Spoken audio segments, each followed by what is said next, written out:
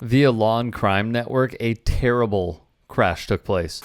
And they said it felt like they were hit, and I looked down there, and there's that silver car up by that telephone pole. Yeah, I looked at their car and saw they have their whole front assembly. I saw that, I'm like, that ain't theirs. So I look, and there's somebody running up here from another vehicle. I'm not sure if it was their son or whoever, but they said the other guy, when their daughter went to check on him, because that's, I guess, who owns a white car, said he couldn't even stand up and talk. So obviously it appears he was intoxicated. I didn't go talk to him, neither did he. We stayed up here. So for the actual incident, all you could have saw was the car. All I saw was that car flying. Witnesses spoke with police to tell law enforcement the man who caused the crash appeared to be intoxicated. We're just going to talk to them real quick, see what they want us to handle because of the circumstances of this accident. So when they get here, we're going to make contact with them real quick. MSP. So we had the ambulance already, where the drivers already went over and checked on the parents, and they said they're okay. They were just shooken up. So what I suggest, just once the adrenaline starts to run down, they may have some more pain, and if they need to go to the hospital or whatever. More witnesses would speak with local police, and in redacted body cam video, one thing is apparent.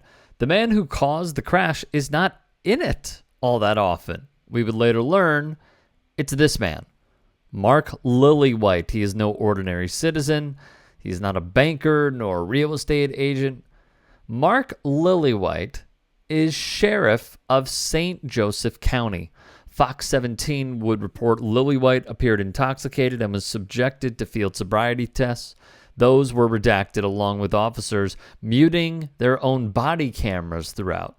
The Kalamazoo County Sheriff's Office would state Lillywhite would be taken into custody on charges of possessing a firearm while under the influence and operating a vehicle while intoxicated. An investigation would be conducted and conclude Lillywhite rear-ended a vehicle. Folks in that car were run off the highway. Lillywhite's vehicle would do the same, ending up in a ditch. The police report indicated his eyes were bloodshot, his speech was slurred, he could not walk straight, and of course, denied driving altogether. His original court date was delayed 17 days because his attorney used to work for the presiding judge, which created a conflict of interest. MLive reported he was going over 95 miles per hour in a 65 mile per hour zone, his BAC 252.